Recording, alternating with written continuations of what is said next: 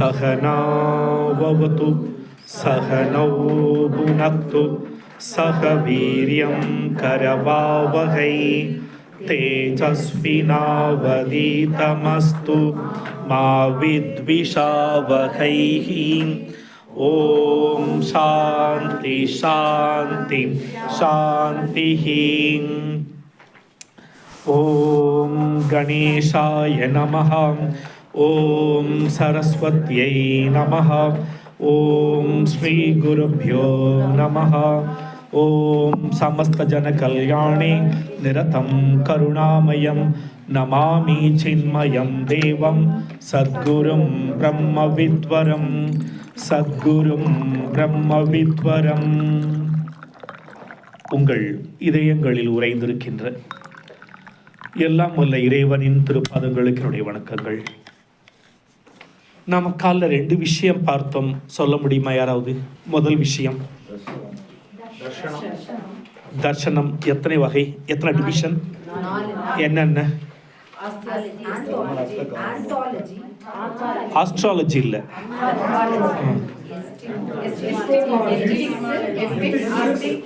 Aesthetic. Second topic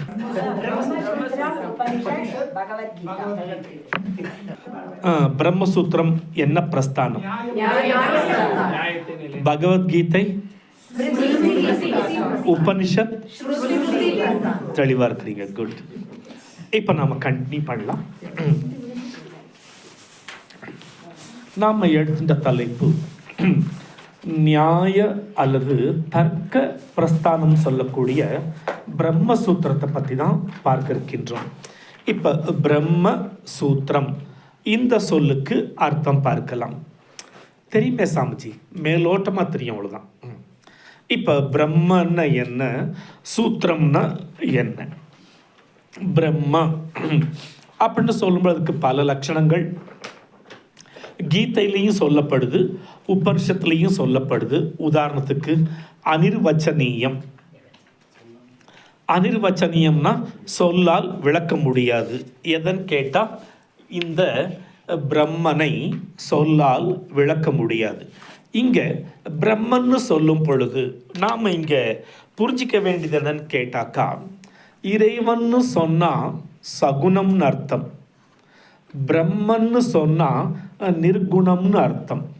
சகுணம்னா இப்போ நம்ம கண்ணு முன்னாடி உருவத்தோடு இருக்காங்க இல்லையா, இந்த தெய்வங்கள் சகுணம்னு அர்த்தம். பிரம்மன்னு சொல்லும் பொழுது நிர்குணம், சகுனங்களை கடந்தது நிர்குணம், குணங்களை கடந்தது. குணங்களற்றவன், குணங்களை கடந்தவன். அப்போ நிர்குண பிரம்மத்தை பற்றி பேசும் பொழுது முதல்ல எடுத்த உடனே அனிர்வச்சனீயம், அதை சொல்லால் விளக்க முடியாது.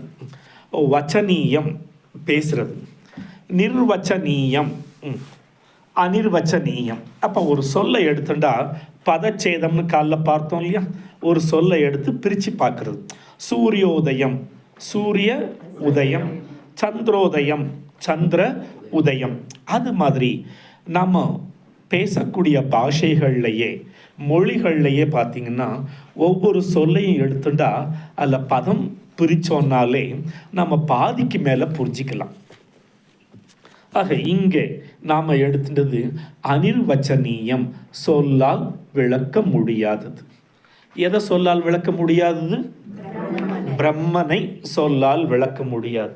அப்போ சொல்லால் விளக்க முடியாத பிரம்மனை பாருங்க, அச்சிந்தியம், அதுக்கு பேர் அச்சிந்தியம், அச்சலம், துருவம், சர்வத்ரகம். ஏகப்பட்ட சொற்களால் சுட்டி காட்டப்படுகிறது. ஒரு 4-5 மட்டும் பார்க்கலாம். அனிர்வச்சனீயம் என்ன? செகண்ட் அச்சிந்தியம். சிந்தியம்னா சிந்தனைக்கு உட்பட்டது, அச்சிந்தியம்னா சிந்தனைக்கு அப்பாற்பட்டது. உங்களால் அதை சிந்திக்கலாம் முடியாது, சொல்லால் விளக்கவும் முடியாது, சிந்திக்கவும் முடியாது. சர்வத்ரகம். ஆனால் அது எப்படி இருக்குன்னு கேட்டால் ஆல் பர்வைடிங், சர்வத்ரகம், எங்கும் நீக்கமர நிறைந்திருக்கிறது. சர்வத்ரகம். சொல்லால் விளக்க முடியாத ஒன்று, சிந்திக்க முடியாத ஒன்று எங்கும் நீக்கமர நிறைந்திருக்கிறது. Omni present. அது அச்சலம். சலம்னாக்கா அசையக்கூடியது, அச்சலம்னா அசையாதது. துருவம் நிலையானது, அசையாதது நிலையானதுன்னு இப்படி ஏகப்பட்ட லட்சணங்கள் இந்த பிரம்மனுக்கு சொல்றாங்க சொல்லிட்டு போயிட்டே இருக்கிறாங்க. அது உபனிஷத்தாகட்டும் கீதையாகட்டும். கீதையில் 12th chapter பக்தி யோகம் 3rd ஸ்லோகா யாருக்கு தெரியும்? ஏத்வக்ஷரமநிர்தேஷ்யம் அவ்யக்தம் கூடஸ்தமச்சலம் த்ருவம். ஏத்வக்ஷரம், அக்ஷரம் அது அழியாதது. அக்ஷரம் ஏத்வக்ஷரம் அனிர்தேஷ்யம், அவ்யக்தம் வெளிப்படாதது. இப்படி ஏகப்பட்ட லட்சணங்கள் இந்த நிர்குண பிரம்மனுக்கு பேசப்படுகிறது. இதெல்லாம் கேட்ட உடனே ஓ இல்லாத ஒன்றுக்கு இவ்வளோ பில்டப்பா. நாமம்னா பெயர் இல்லையா? ஆனால் ஒரு சிலருக்கு என்ன பேர் வைப்பாங்க தெரியுமா? அனாமிகான்னு பேர் வைப்பாங்க. அனாமிகான்னு என்ன அர்த்தம்?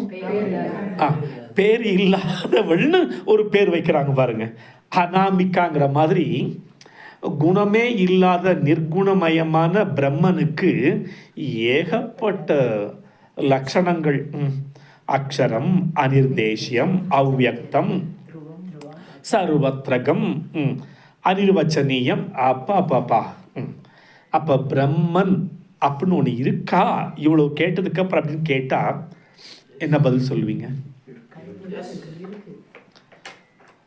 இன்னொரு அதுக்கு பேர் சர்வஸ்ய தாத்தாரம். சர்வஸ்ய தாத்தாரம்னாக்கா அனைத்தையும் தாங்குவது அந்த பிரம்மன் தான். சர்வஸ்ய தாத்தாரம், சர்வஸ்ய ஆதாரம், சர்வஸ்ய தாத்தாரம். சர்வஸ்ய ஆதாரம் அனைத்திற்கும் ஆதாரம் அதுதான். ஆனால் சர்வஸ்ய தாத்தாரம்னா அனைத்தையும் தாங்குவது அதுதான். இப்போ எங்கேயோ போய் பார்க்க வேண்டாம். இப்போ உங்களே எடுத்துக்கோங்களேன். சிட்டிங்கில் இருந்தீங்க டிவைன் டச் மெடிடேஷனில். அப்போ ஏதாவது இருந்ததா? எதுவுமே இல்லையா? ஒன்றுமே இல்லை. ஒன்றுமே இல்லைன்னு எப்படி சொல்ல முடிஞ்சது? சொல்கிற ஆள் இருந்ததுனால தான் ஒன்றும் இல்லைன்னு சொல்ல முடிஞ்சது.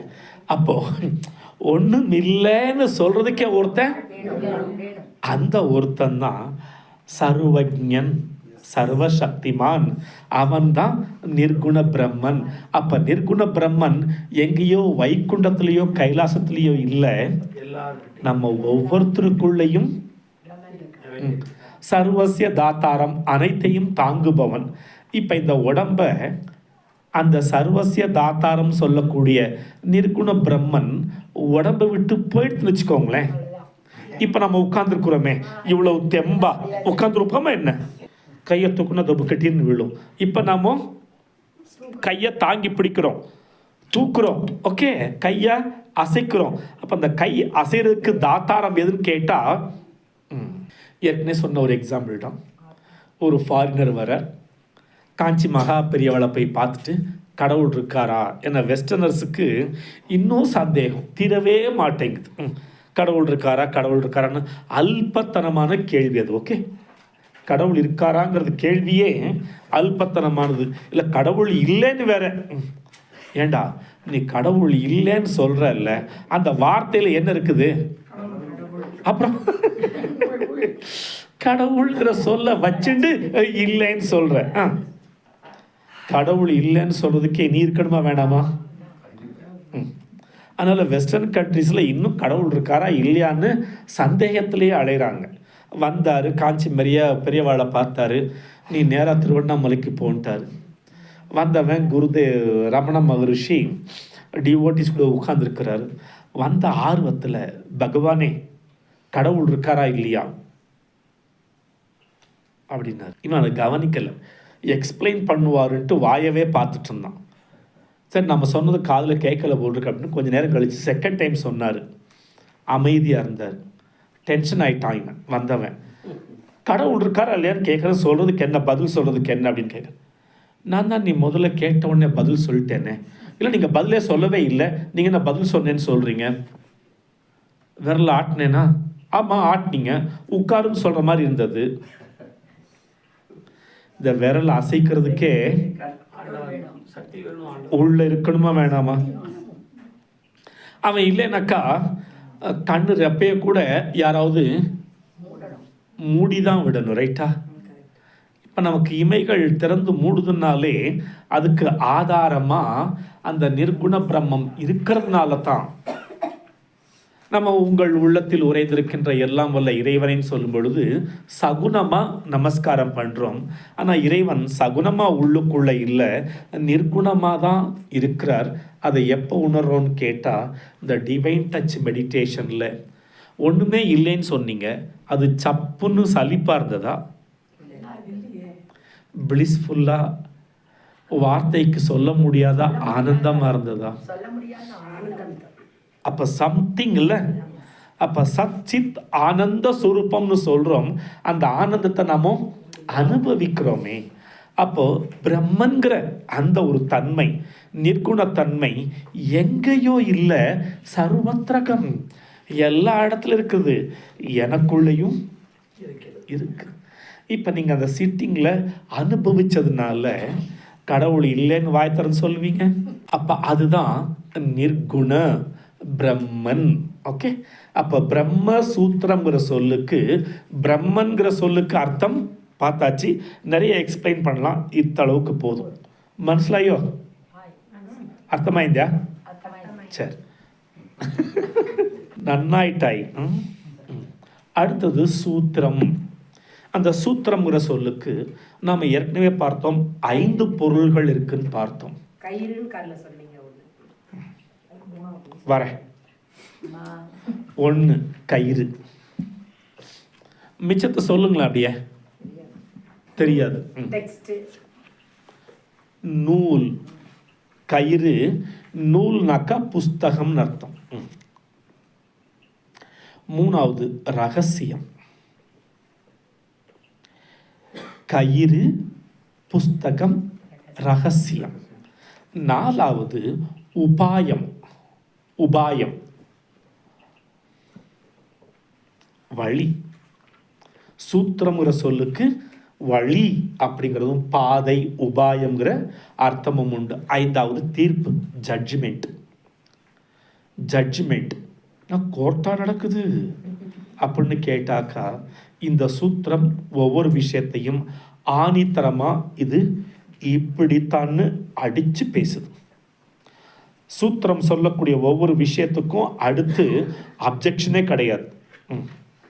Yes your honour. அப்போ என்னாச்சு? முடிஞ்சு போச்சு. நோ அப்ஜெக்ஷன், தீர்ப்பு வழங்கியாச்சு. அப்போ சூத்திரங்கிற சொல்லுக்கு 5வது அர்த்தம் தீர்ப்பு.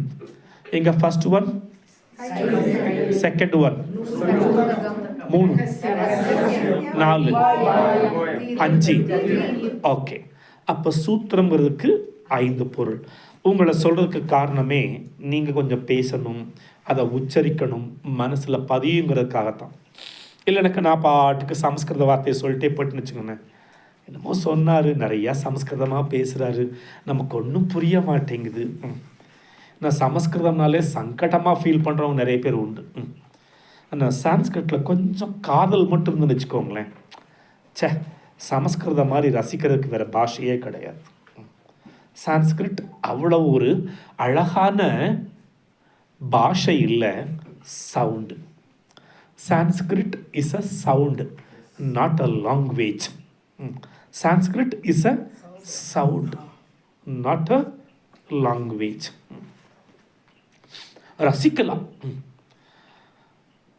ஓம் மேதா தேவி துஷமானான ஆகாத் விஸ்வாச்சே பத்ரா சுமனஸ்யமானா. சவுண்டு நாம் உடனே மனசுக்குள்ளே எழுத்துக்களை கொண்டு வரோம். அந்த வடுக்கள் இருப்பாங்க இல்லையா பாடசாலாவில், அந்த பசங்களுக்கு ஆனா ஆவனாவே தெரியாது, சொல்கிறத ஆச்சாரியார் சொல்வார், கேட்பாங்க. ஏய் நீ புருஷ சுத்தம் சொல்லு, உடனே ஆரம்பிச்சிருவான். சஹஸ்ர சீருஷா புருஷா, காயத்ரி சொல்லு. இன்னைக்கு ஸ்கூல்களில் கூட பார்த்தீங்கன்னா LKG UKG first standard students all over India, all over the world Gita chanting competition ஒன்று நடத்துகிறாங்க இல்லையா சின்மியா மிஷனில். குழந்தைங்களுக்கு எழுத்தே தெரியாது, ஆனால் அந்த குழந்தைங்க அழகாக கேட்டதை வச்சுட்டு ரிப்பீட் பண்ணுவாங்க. அது மழலை குரலில் அந்த குழந்தைங்க கீதையை சொல்லும் பொழுது கேட்குறச்ச அவன் தப்பாக சொன்னால் கூட அது ஒரு அஸ்தட்டிக் சென்ஸ் உண்டு. எப்படி மலையாளிகள் தமிழ் பேசினா ஒரு அழகு இருக்குமோ அது மாதிரி. சூத்திரம் 5 பொருள்கள்: தீர்ப்பு, உபாயம், ரகசியம், புஸ்தகம், கயிறு. அப்போ பிரம்மசூத்திரம்னா இதுதான். சரி, இதில் என்ன விஷயம் பேசப்படுறது? பிரம்மசூத்திரம் வியாசரால் எழுதப்பட்டது. என்ன சப்ஜெக்ட்? சிங்கிள் வேர்டு தான். ஓகே, பிரம்ம சத்தியம் ஜெகன் மித்யா, அப்படிதான். இந்த ஒத்த சொல்ல விளக்குறது தான் இந்த பிரம்மசூத்திரம்.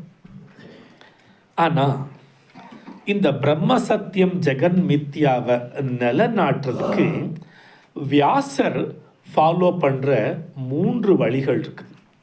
1, ஸ்ருதி வாக்கிய சமன்வயாத். ஸ்ருதி வாக்கிய சமன்வயாத். ஸ்ருதி வாக்கிய சமன்வயாத். இதுக்கு என்ன அர்த்தம் அப்படின்னு கேட்டால், ஸ்ருதி வாக்கியம்னாக்கா ஸ்ருதி வாக்கியம் அதில் இருக்கிற முரண்பாடுகளை எல்லாமே ஒத்து போகிற மாதிரி பண்ணுறார்.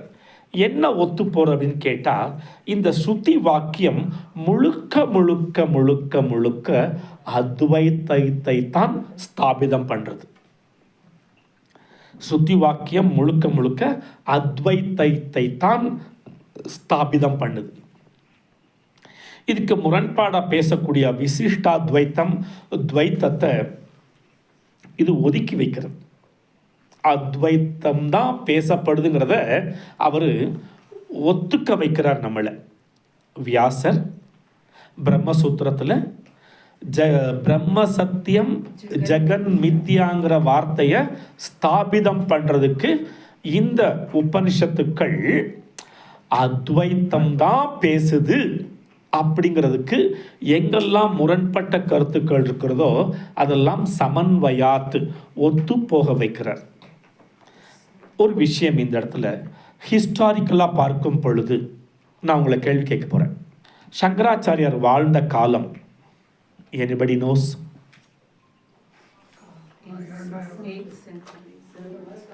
8th century, 788 அவர் வாழ்ந்தார், பிறந்து வாழ்ந்தார். 788, 8th century. மே 3ஆம் தேதி சங்கர ஜெயந்தி வருது. மே 3ஆம் தேதி, அதுக்கப்புறம் பார்த்துக்கலாம். இப்போ சங்கரர் வாழ்ந்த காலம் 8th century.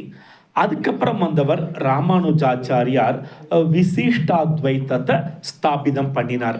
அவர் வாழ்ந்த காலம் 10th century. அடுத்து வந்தது மத்வாச்சாரியார், அவர் வாழ்ந்தது 11th century. 8th, 10th, 11th. இப்போ வியாசர் அதுக்கு முன்னாடியே வாழ்ந்தார். கரெக்டா? புத்தருக்கெல்லாம் முன்னாடி வாழ்ந்து விட்டு போனவர் வியாசர். அப்போ வியாசர் பிரம்மசூத்திரத்தை எழுதும் பொழுது இந்த விசிஷ்டாத்வைத்தம் துவைத்தம்ங்கிற கொள்கையே கிடையாது. அத்வைத்தம் தான். அதை ஸ்தாபிதம் பண்ணுறதுக்கு தான் ஸ்ருதி வாக்கிய சமன்வயாத், அத்வைத்தம் தாங்கிறதுக்கு அவர் ஸ்ருதி வாக்கியங்கள்லாம் எடுத்து பேசுகிறார். இதம் அக்ர ஆசீத் ததேவ சௌமிய இதம் அக்ர ஆசீத் அப்படின்னு சாந்தோக்கிய உபனிஷத்தில் ஒரு சொல் வருது. தத் ஏவ ஆசீத்.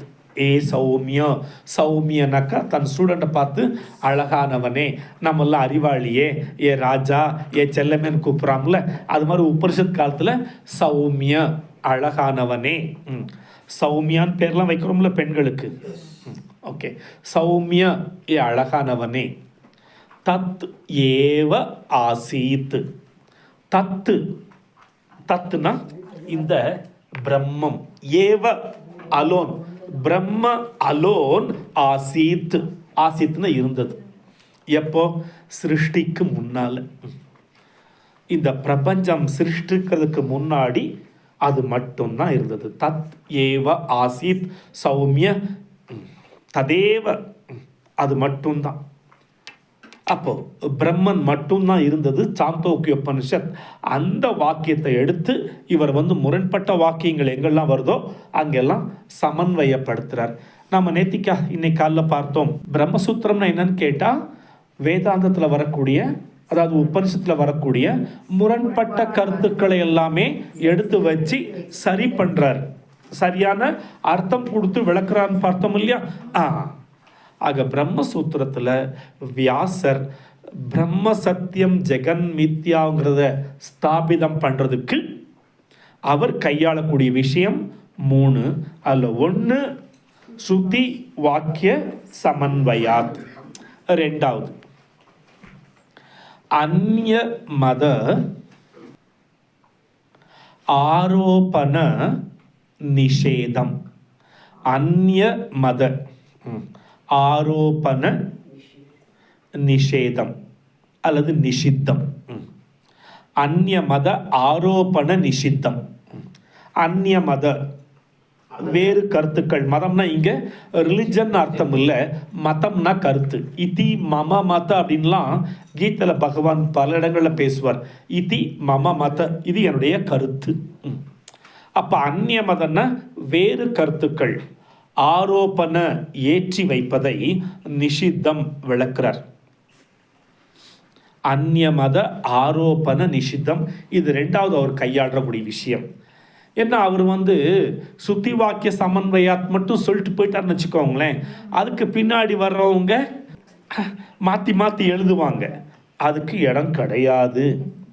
ஆனாலும் வந்தாச்சு, விசிஷ்டாத்வைத்தம் வந்தாச்சு, துவைத்தம் வந்தாச்சு. ஆனால் ஞானிகள் அல்டிமேட் ரியாலிட்டியை உணர்ந்தவங்க விசிஷ்டாத்வைத்தத்தையும் துவைத்தத்தையும் ஏற்றுக்கொள்வதில்லைன்னு சொல்ல அர்த்தம் இல்லை, அது அக்செப்ட் பண்ணிக்கிறாங்க. அது ஒரு படி, அது ஒரு படி. எப்படின்னு பார்க்கலாமே. ஏன்னா விசிஷ்டாத்வைத்தமும் ஒரு கொள்கை, துவைத்தமும் ஒரு கொள்கை. அதை ஃபாலோ பண்ணுறவங்களும் இன்னைக்கு இருக்கிறாங்க. கர்நாடகாவில் மத்வாஸ் துவைத்தத்தை ஃபாலோ பண்ணிட்டு இருக்கிறாங்க. தமிழ்நாட்டில் ஸ்ரீரங்கம், திருப்பதி பார்த்தோம்னா விசிஷ்டாத்வைத்தத்தை ஃபாலோ பண்ணுறவங்க இருக்கிறாங்க. அவங்கள நிஷேதம் பண்ணுறது இல்லை, ஒதுக்கி வைக்கிறது இல்லை, அது வளர்ச்சியின் படிகள். எப்படின்னு பார்க்கலாமே. நாமெல்லாம் பிறந்து வளரும் பொழுது நாம் வேற, இந்த உலகம் வேறன்னு பார்த்தோம், ரைட்டா? பிறந்து வளரும் பொழுது நான் வேற, இந்த உலகம் வேற, எம்மா பெரிய உலகம், கடவுள் வேற. இதெல்லாம் நீங்கள் நல்லா புரிஞ்சுக்கணும்னா, கிரிக்கெட்டில் செஞ்சுரி அடித்த உடனே பேட்டையும் ஹெல்மெட்டையும் தூக்கி மேலே இருக்கிற கடவுளுக்கு ஃப்ளையிங் கிஸ் கொடுப்பாங்க. ஓகே, ஏன்னா கடவுள் அங்கே இருக்கிறாரம்மா, இங்கேருந்து கொடுக்குற ஃப்ளையிங் கிஸ் அங்கே போய் சேருமாம்மா. கடவுள் வேற, நான் வேற. பட் இந்த மாதிரி படிக்கும் பொழுது என்ன ஆகுது, பக்குவம் வர வர நாமளும் இந்த உலகத்தில் ஒரு பார்ட், நம்ம பங்கும் இந்த உலகத்தில் இருக்கா இல்லையா? படைக்கப்பட்ட ஒவ்வொரு புல்லும் கூட இந்த பிரபஞ்சத்தில் ஏதோ ஒரு வகையில் இருக்குது. நம்ம வீடை சுற்றி கம்மாக்கரை, காவாக்கரையிலெல்லாம் பார்த்தீங்கன்னா நிறையா செடிகள் முளைச்சிருக்கும். அது என்ன செடின்னு நமக்கு தெரியாது. ஆனால் ஹெர்பல் மூலிகை சம்மந்தப்பட்டவங்களுக்கு பார்த்தீங்கன்னா, குப்பமேனிடா, இது அம்மா பச்சரிசி, என்னமோ பேர் சொல்லுவாங்க. அப்போ அந்த மூலிகைக்குன்னு ஒரு பர்பஸ் இருக்குது. நாம் நினைக்கிறோம் மானாவாரியா தேவையில்லாமல் முளைச்சி கிடக்குதுன்னு சொல்லி. இல்லை, அதுக்கும் பர்பஸ் இருக்குது. ஆஃப்டர் ஆல் செடிக்கே பர்பஸ் இருக்குன்னா அப்போ பார்ட் ஆஃப் த வேர்ல்டு. இதுதான் விசிஷ்டாத்வைத்தம். மூணாவது அல்டிமேட், எல்லோரையும் உன்னை போல் பாவிக்க வேண்டும், அனைவருடைய உணர்வுகளுக்கும் மரியாதை கொடுக்க வேண்டும்னு சொல்கிறோம் இல்லையா? அப்போ அங்கே துவைத்தமும் இல்லை, விசிஷ்டாத்வைத்தமும் இல்லை. எல்லோரையும் தன்னை போல் பாவிக்கும் பொழுது அத்வைத்தம் வந்துடுது. இதை புரிஞ்சுக்கிறதுக்கு ஒரு சாதாரண எக்ஸாம்பிள் பார்க்கலாம். உங்கள் வீட்டில் குழந்தைங்க, பேர குழந்தைங்க இருக்காங்களா?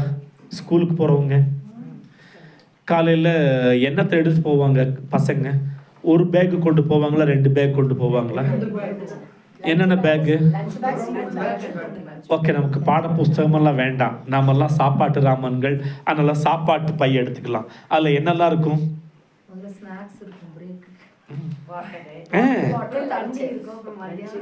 சாப்பாடு இருக்கும், முக்கியம். ஓகே. இப்போ அந்த குழந்தை காலைல வீட்டை விட்டு போகும்பொழுது டிஃபன் பாக்ஸ் வேற, நான் வேற, துவைத்தம். 12 o'clock பெல் அடிச்சாச்சு, பையன் சாப்பாடை சாப்பிட்டான். இப்போ என்னாச்சு? வயிற்றில் திம்முன்னு ஒரு ஓரமாக உட்கார்ந்துருக்குது, விசிஷ்டாத்வைத்தம். நான் முழுமையானவன், சாப்பாடு வயிற்றில் நிற்குது, அது ஒரு மாதிரி ஹிம்சையாக இருக்குது, நாம் சாப்பிட்டா கூட ஒரு மாதிரி இருக்கும், விசிஷ்டாத்வைத்தம். சாயங்காலம் ஸ்கூல் விட்டு வீட்டுக்கு வரும் பொழுது அத்வைத்தம். ஓகே, ஜீரணமாயி தன்மயம் ஆயிடுச்சு, சாப்பிட்டதெல்லாம் காணாமல் போயிடுச்சு. காலைல ஸ்கூலுக்கு போகும்பொழுது என்ன மதம்? துவைத்தம். மதியம் சாப்பிட்ட உடனே சாயங்காலம் 5 மணிக்கு அதே தாங்க நம்ம வாழ்க்கையும். ஆரம்பிக்கும் பொழுது, வளரும் பொழுது உலகம் வேற, நீ வேற, நான் வேற, அவன் வேற, இவ வேற. ஆனால் 80 வயசானாலும் இந்த புத்தி மட்டும் போகாமல் நிறைய பேருக்கு இருக்கிறது. வளரவே இல்லைன்னு அர்த்தம். நீ வேற, நான் வேற, அந்த பாவனை போகணும். அதுதான் வளர்ச்சிக்கு அடையாளம். ஒரு கேள்வி கேட்குறேன், நான் மட்டுமே தனியாக அந்த உலகத்தில் வாழ்ந்துட முடியுமா? இல்லை நீங்கள் மட்டுமே தனியாக அந்த உலகத்தில் வாழ்ந்துட முடியுமா? சான்ஸே இல்லை. நைட் டின்னர் ரெடியாக இருக்குது, யாரோ ஹெல்ப் பண்ணுறாங்க, ரைட்டா? அவங்களுக்கு காய்கறி, சப்பாத்தி மாவு யாரோ கொண்டு வந்து இறக்கிருக்கிறாங்க. அதை ஏதோ கண்ணுக்கு தெரியாத விவசாயி பயிர் பண்ண. ஒரு புவ்வாவுக்கே எத்தனையோ பேர், நம்ம வயிறு ரொம்புறதுக்கு நமக்கு கண்ணுக்கு தெரியாத முகவரிகள் இல்லாதவங்க எவ்வளவோ பேர் ஹெல்ப் பண்ணுறாங்க. உடுத்திருக்கிறோம உடை, நாமளா பஞ்சு பருத்தியை நட்டை வச்சு பஞ்சு எடுத்து தைக்கிளியை வச்சு அப்படியே நூலு கோர்த்து நாமளா நெஞ்சு தச்சு உடுத்திருக்கிறோம்? கிடையவே கிடையாது. நாம் எடுத்திருக்கிற உடுப்புக்கே எத்தனையோ பேர் பாடுபட்டுருக்குறாங்க. இங்கே நம்ம சௌரியமாக உட்காந்துருக்குறோம். கரண்ட்டுக்கு, எலக்ட்ரிசிட்டி போர்டில் எத்தனை பேர் ஹார்ட் ஒர்க் பண்ணிகிட்ருக்குறாங்க. டீ தான் சாப்பிட்றோம், அதுக்கு எத்தனை பேர் உழைப்பு இருக்குது. அப்போ நான் தனி மனிதன் அந்த உலகத்தில் வாழ முடியாது. நான் ஜீவிக்கிறதுக்கு எத்தனையோ பேர் ஹார்ட் ஒர்க் பண்ணுற மாதிரி மற்றவங்க வாழ்கிறதுக்கு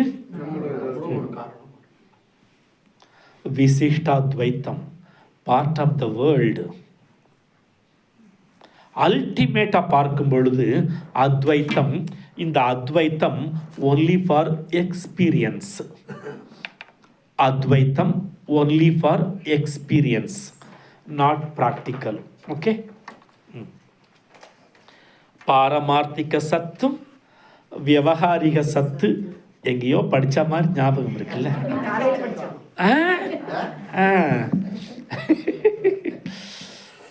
இப்போ ஒரு கேள்வி, டிவைன் டச் மெடிடேஷனில் உட்கார்ந்தீங்க, எல்லாருக்கும் கிடைச்ச எக்ஸ்பீரியன்ஸு வேற வேறையா ஒரே மாதிரி இருந்ததா? You have to ask. How did you feel? What do you feel? அப்படின்னு கேளுங்க. எஸ், எல்லாரும் அந்த சைலன்ஸை ஃபீல் பண்ணீங்க. ஓகேவா? அந்த இன்னர் சைலன்ஸ், பிளிஸ்ஃபுல் சைலன்ஸ், அது எல்லாருக்குள்ளேயும் ஒரே மாதிரி தான் இருந்தது.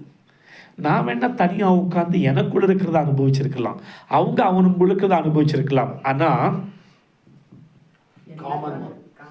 அது ஒன்று தான் எல்லாருக்குள்ளேயும் சமமாக இருக்கிறது. உலகத்தில் சமமாக இருக்கக்கூடியது எதுன்னு கேட்டா பிரம்மன் பிரம்மன் பிரம்மன் மட்டும்தான் உலகத்தில் சமமாக இருக்க முடியுமே தவிர சமத்துவம் கட்டுறதுனால ஒன்றும் சமத்துவம் வராது. வாழ்வில் காணா சமத்துவம், சுடுகாட்லையும் கூட சமத்துவம் வராது.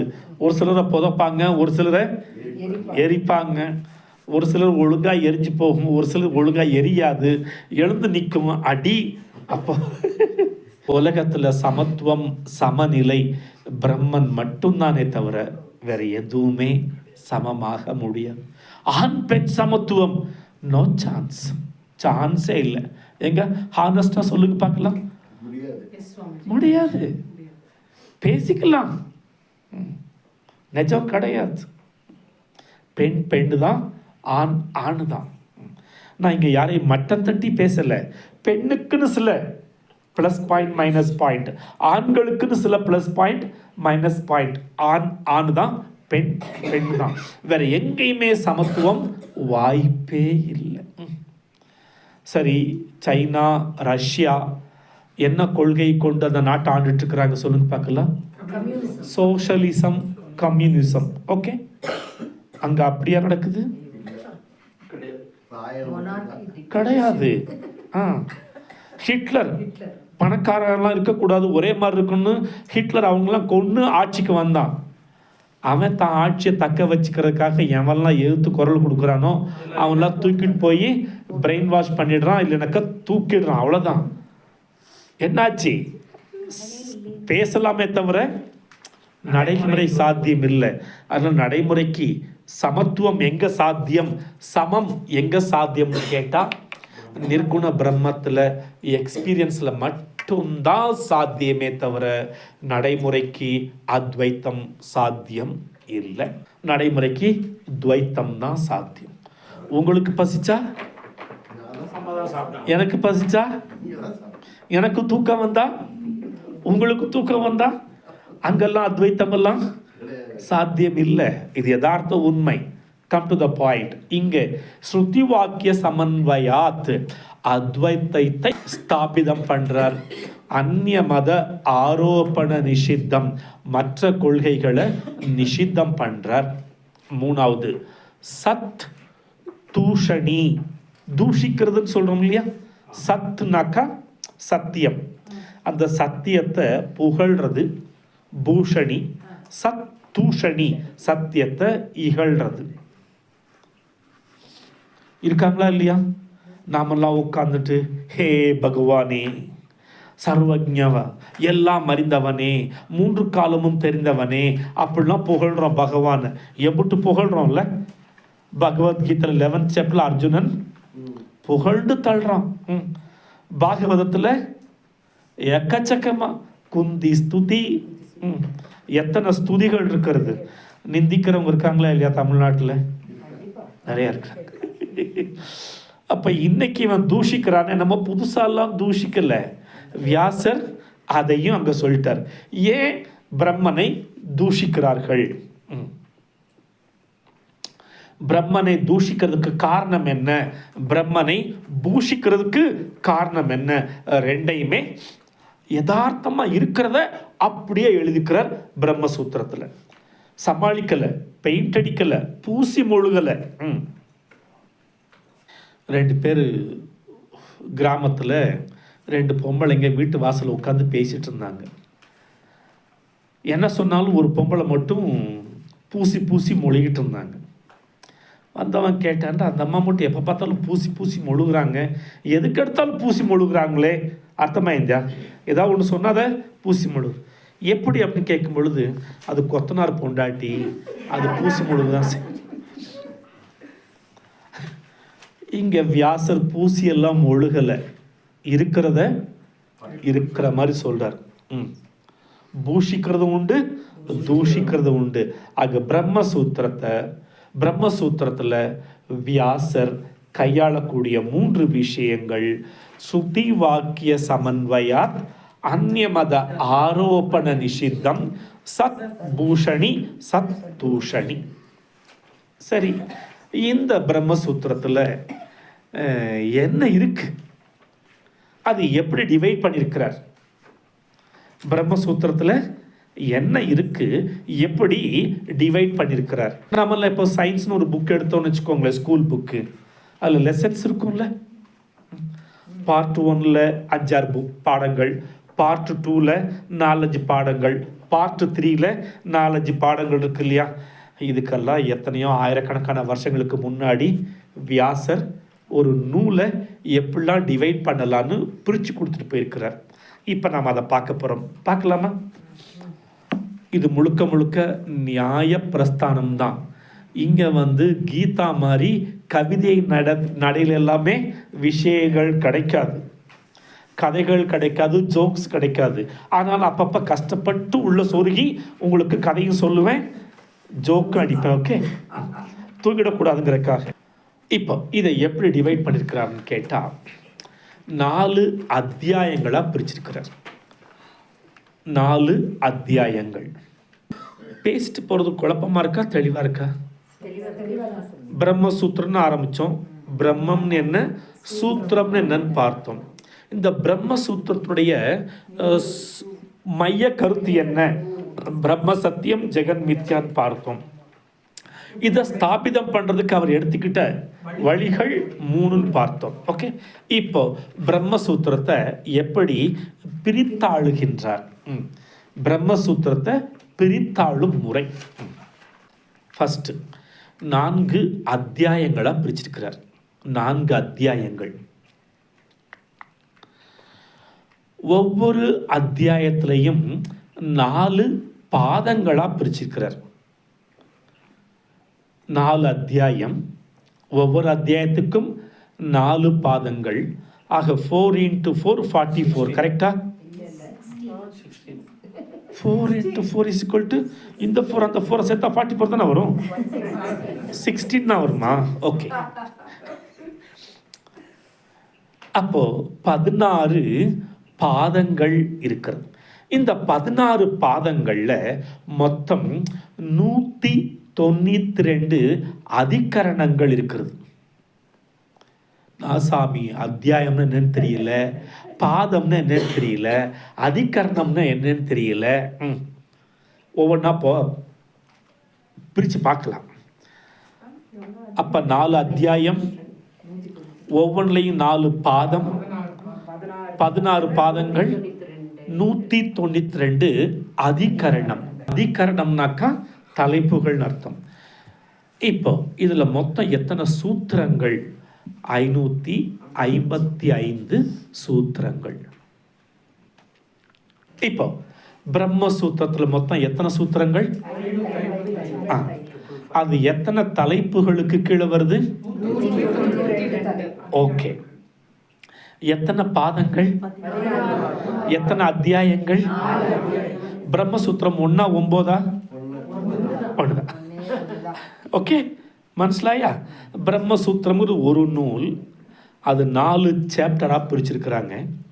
ஒவ்வொரு சாப்டர்லையும் 4 பாதாஸ், மொத்தம் 192 தலைப்புகளுக்கு கீழே 555 சூத்திரங்கள் வந்திருக்குது. இப்போ நம்ம ஒவ்வொன்றா பார்க்கலாமா? சான்ஸ் இல்லைங்க, சும்மா வார்த்தையை சொல்லிட்டு போகலை. இப்போ அத்தியாயம்னு சொன்னார் இல்லையா, அந்த 4 அத்தியாயங்களின் பெயர்கள் என்ன? இதெல்லாம் புக்கில் நீங்கள் படிச்சிங்கன்னா வராதுங்க.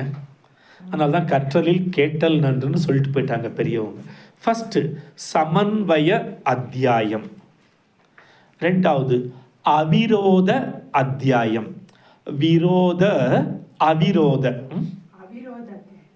அவிரோத அத்தியாயம், 3வது சாதனா அத்தியாயம், சாதனா, 4வது பல அத்தியாயம், பலன். சமன்வய அத்தியாயம், அவிரோத அத்தியாயம், சாதனா அத்தியாயம், பல அத்தியாயம்.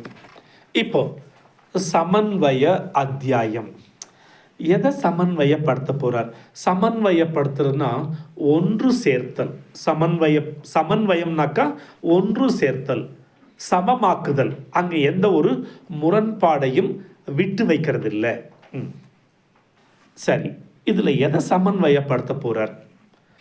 உதாரணத்திற்கு சாந்தோக்கிய உபனிஷத்தில் 6th சாப்டரில் பார்த்தீங்கன்னா தத்துவமசி ஸ்வேதகேது, தத்துவமசி ஸ்வேதகேது அப்படின்னு ஒரு சொல் 9 முறை பயன்படுத்தப்பட்டிருக்கிறது சாந்தோக்கிய உபனிஷத்தில். அப்பா தன் பிள்ளைய பார்த்து சொல்கிற மாதிரி தான் அந்த ஸ்டோரி அமைஞ்சிருக்கும். இப்போ அந்த ஸ்டோரி சரி போனால் போது, ஸ்டோரி சொல்லிடுறேன். அந்த காலத்தில் பிராமின் வீட்டில் தன் குழந்தைய 7 வயசில் கொண்டு போய் ஆசிரமத்தில் குருகுலத்தில் சேர்த்துருவாங்க. இவன் என்னடா நேர்ந்து விட்ட அம்மா அப்பா பேச்சை கேட்காமையே ஊரு சுற்றிட்டு இருந்தான். உபநயனமும் பண்ணி வைக்கல, முடியல, வேணாங்கிறான். இப்போ ஒரு சில வீடுகள் எல்லாம் இருக்குதுங்களே, எனக்கு அதெல்லாம் பிடிக்காது, எனக்கு நம்பிக்கை இல்லை, அதெல்லாம் வேணாம், பிராமின் குடும்பத்தில் பிறந்தேன், ஓகே. அதனால் இன்றைக்கி இது புதுசில் பிராமின் வீட்டில் பிறந்தும் இந்த மாதிரி பேசுகிறது புதுசு இல்லை. உபனிஷத் காலத்துலேயே ஒருத்தர் இருக்கிறான், அதை பெற்றவங்களுக்கு தான் தெரியும் இதை எப்படா ஒழுங்குபடுத்த போகிறோம், எப்படா ஒழுங்கு கொண்டு வருவோம், எப்படா நல்லவன் ஆவான்னு அந்த பெத்த மனசுக்கு தான் தெரியும். கஷ்டம் என்னமோ சொல்லி பார்க்குறது தெரியல. 12 வயசில் கொண்டு போய் குருகுலத்தில் எப்படியோ சேர்த்து விட்டார்.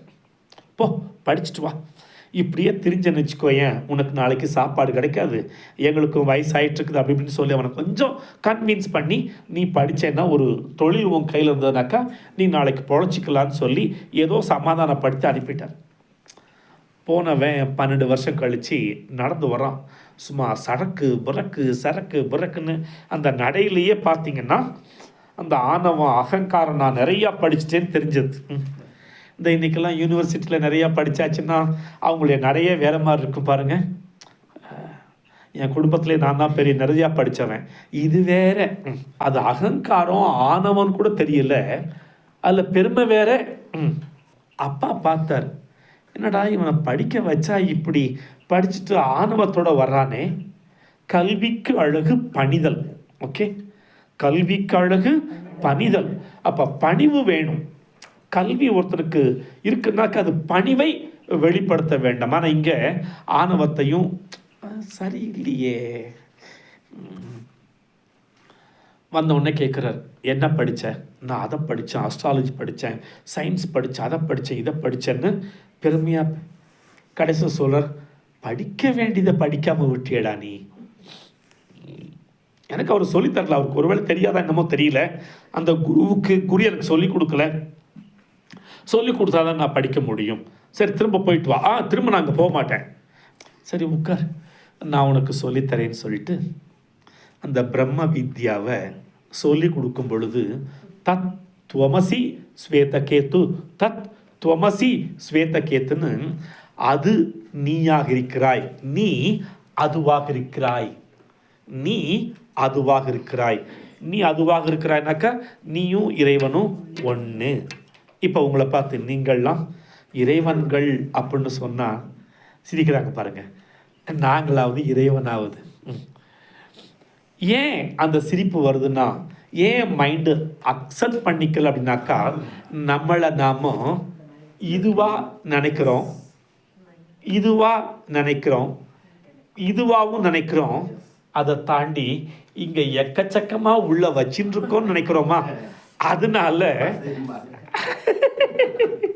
No chance, I am not that, okay.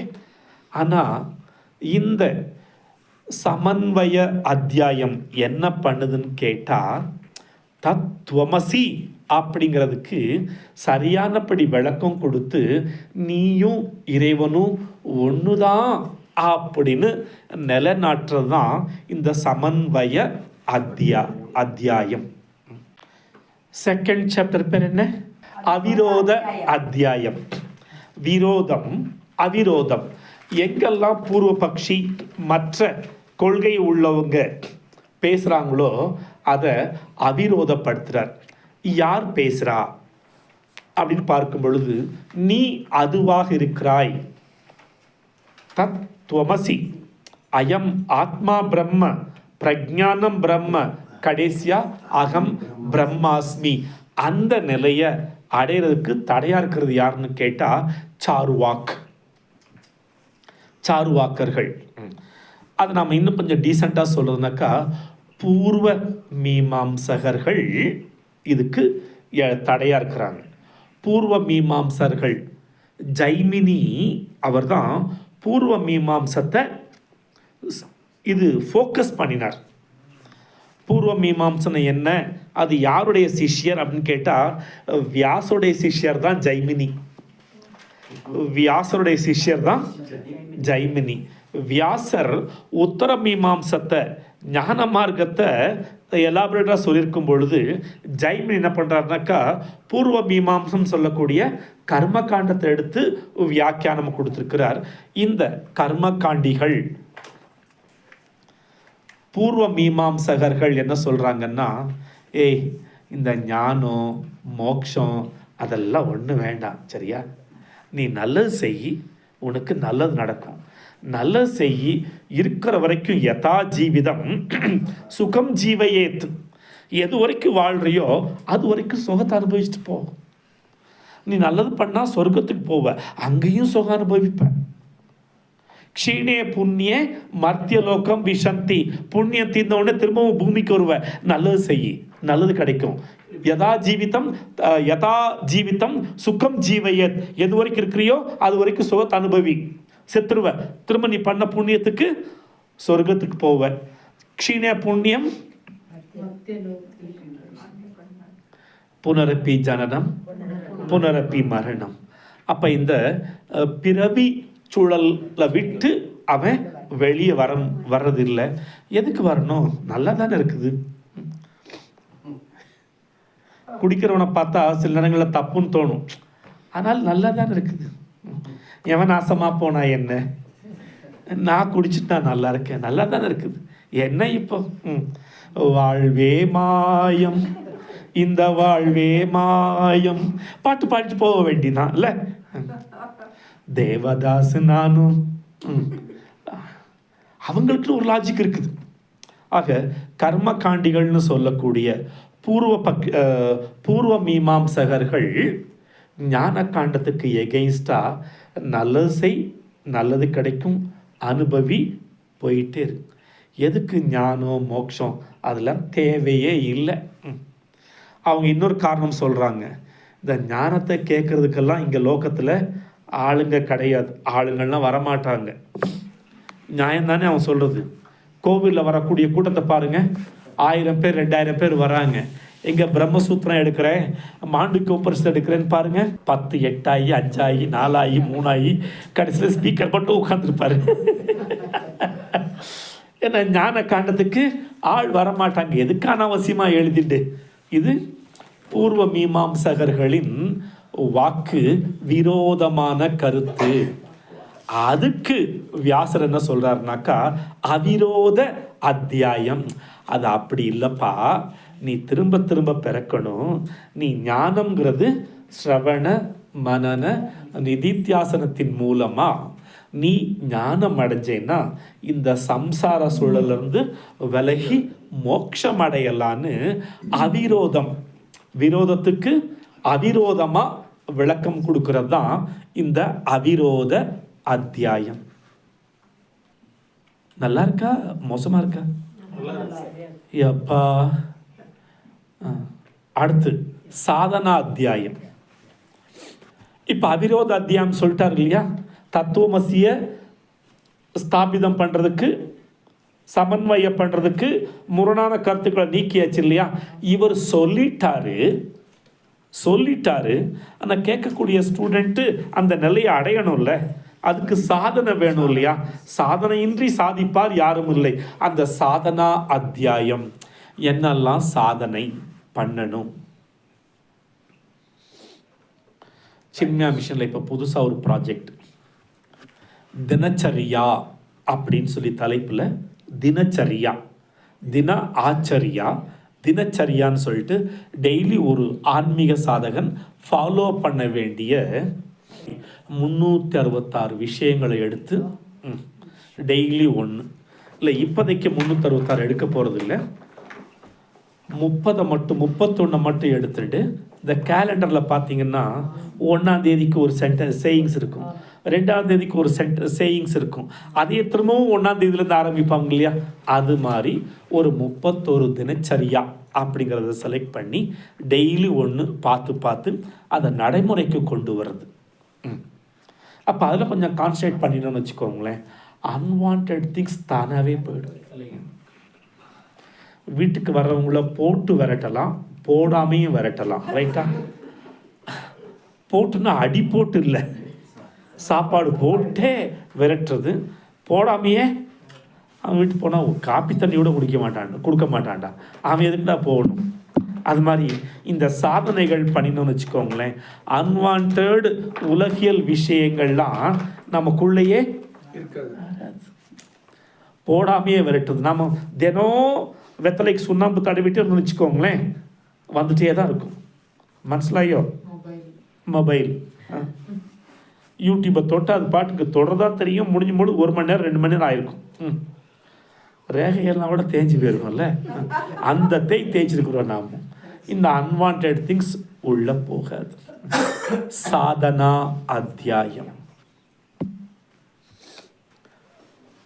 அடைய வேண்டியது தத்துவமசி. ஓகே, சமன்வய அத்தியாயம் அதுக்கு விரோதமாக இருக்கிறத நீக்கிட்டு அவிரோதமாக சொல்லிட்டு அதை ஃபாலோ பண்ணுறதுக்கு சாதனையும் சொல்லிட்டு 4வது பல அத்தியாயம். என்ன பலன்? என்லைட்டன்மெண்ட், அத்வைத்தம், இறைவனோடு 2 கலப்பது தான் பலன். நீட்ஸே அப்படிங்கிற western psychologist, father of psychology சொல்கிறார், எனக்கு இந்துக்களுடைய மோட்சத்துல எல்லாம் இஷ்டமே இல்லை, ஹிந்துக்களின் மோட்சம் அப்படியே ஸ்திரமாக இருக்கிறது, போர் அடிக்கும் அது. மகனே, நீ சாதனை பண்ணி நீ அந்த நிலையை அட்டைன் பண்ணதுக்கப்புறம் அது போர் அடிக்கும்னு சொன்னால் நியாயம். இவனுங்களாம் திங்கர்ஸ் தானே, எல்லாத்தையும் திங்கிங் மூலமாகவே ஒரு கன்க்ளூஷனுக்கு வந்துடுறாங்க, லாஜிக் மூலமாகவே கன்க்ளூஷனுக்கு வந்துடுறாங்க. லாஜிக் தப்பு இருக்குது. இப்போது பாதி கதவு திறந்துருக்குனாக்கா என்ன அர்த்தம்? பாதி கதவு மூடி இருக்குன்னு அர்த்தமா? இப்போ முழு கதவும் திறந்திருந்தா முழு கதவு மூடி இருக்குன்னு தானே அர்த்தம். லாஜிக் படி, லாஜிக். பாதி கதவு திறந்திருக்கு, அப்போ பாதி கதவு மூடி இருக்குது. ஒரு பாதி கதவு நீயடி பாட்டுக்குள்ள போக வேணாம், மறு பாதி கதவு நானடி. நான் அப்பப்போ இடத்துல சொருகிக்கிறேன். ஓகே, அப்போ பாதி கதவு திறந்திருக்குன்னா பாதி கதவு மூடி இருக்குது, அப்போ முழு கதவு திறந்திருக்குனாக்கா முழு கதவு மூடி இருக்குது. அதான் லாஜிக்கு. ஆனால் ப்ராக்டிக்கலா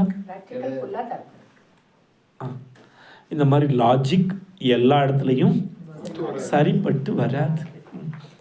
யதார்த்த நிதர்சன உண்மை வேற, லாஜிக் வேற.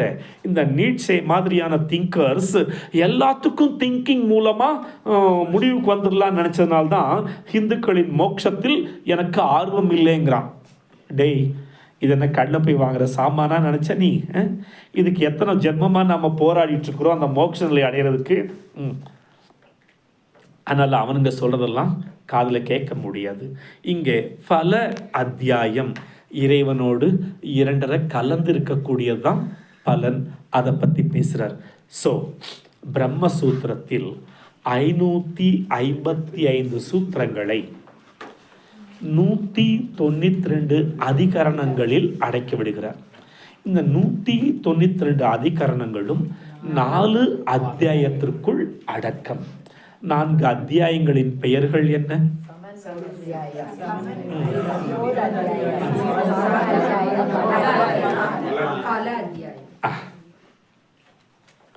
இப்படி பிரம்மசூத்திரத்தை பேசிட்டு இதுல பார்த்தீங்கன்னாக்கா இந்த பிரம்மசூத்திரத்தை இன்னொரு டைமென்ஷன்ல வியாசர் விளக்க வர்றார். நவ வர்ணகம். 9 வர்ணகத்தை பேசுகிறார். அந்த வர்ணகத்தின் பெயரை மட்டும் இப்போ எழுதிக்கோங்க. அது ஒவ்வொன்றுத்துக்கும் அர்த்தம் என்னங்கிறத நாம் அடுத்த கிளாஸில் பார்க்கலாம்.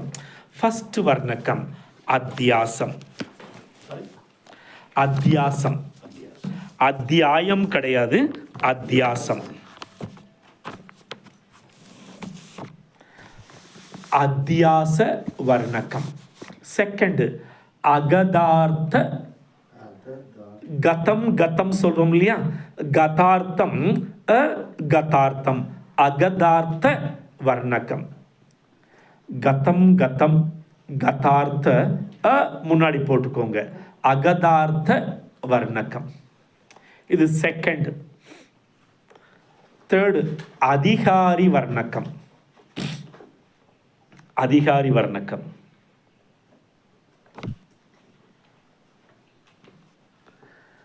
நாலாவது பிரம்மண ஆபாத பிரசித்தி. பிரம்மண ஆபாத ஆபாத ஆபாத ஆபாத பிரசித்தி வர்ணகம்.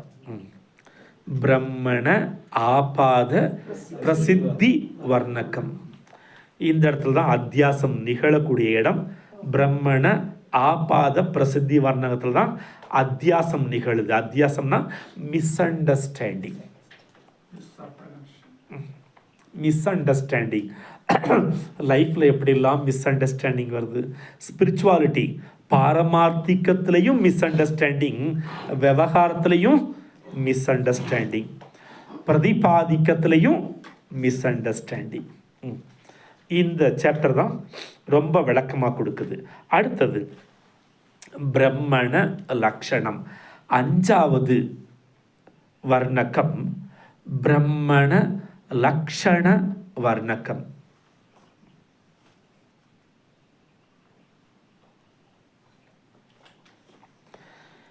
ஆறாவது பிரம்மணஹா சர்வஜ்ஞஹா. பிரம்மணஹா சர்வஜ்ஞஹா. சா இர் வ ஈக்கு ஞா 2 புள்ளி சர்வஜ்ஞஹா. ஏழாவது பிரம்மண வேத பிரமாண கத்வம். பிரம்மண வேத பிரமாண கத்வ வர்ணகம். வர்ணகத்தை விட்டுடுங்க, இந்த வார்த்தையை மட்டும் போட்டுக்கோங்க. பிரம்மண வேத பிரமாண கத்வம். எட்டாவது பிரம்மண சாஸ்திர தாத்பரியத்துவம். தாத்பரியகத்வம். பிரம்மண சாஸ்திர தாத்பரியகத்வம். தாத்பரியகத்வம் தாத்பரியம்னா பிரம்மண சாஸ்திர தாத்பரியகத்வம். எட்டாவது. அடுத்தது ஒன்பதாவது பிரம்மண ஞான கத்யத்துவம் கம்யத்துவம். பிரம்மண ஞான கம்யத்துவம். கம்யதி கம்யத்துவம். ஃபர்ஸ்ட் வர்ணக்கம் என்ன? Second, third, fourth, fifth, sixth, seventh, eighth, ninth. இந்த 9 வர்ணக்கத்தில் சங்கரர் சும்மா புட்டு புட்டு புட்டு வைக்க போகிறது எங்கன்னு கேட்டால் இந்த அத்தியாச வர்ணக்கம் இருக்கு இல்லையா, இந்த அத்தியாசத்தை தான் புட்டு புட்டு வைக்க போகிறார். அதில் பூர்வபக்ஷி அவனும் புட்டு புட்டு கேள்வி கேட்க போகிறான். இவரும் சங்கரரும் அதுக்கு விளக்கமாக பதில் சொல்ல போகிறார். அத்தியாசம் அப்படின்னாக்கா குழப்பம், தவறாக புரிதல், மிஸ் அண்டர்ஸ்டாண்டிங். அத்தியாசம்ங்கிற சொல்லுக்கு அர்த்தம் மிஸ் அண்டர்ஸ்டாண்டிங், தவறான புரிதல்.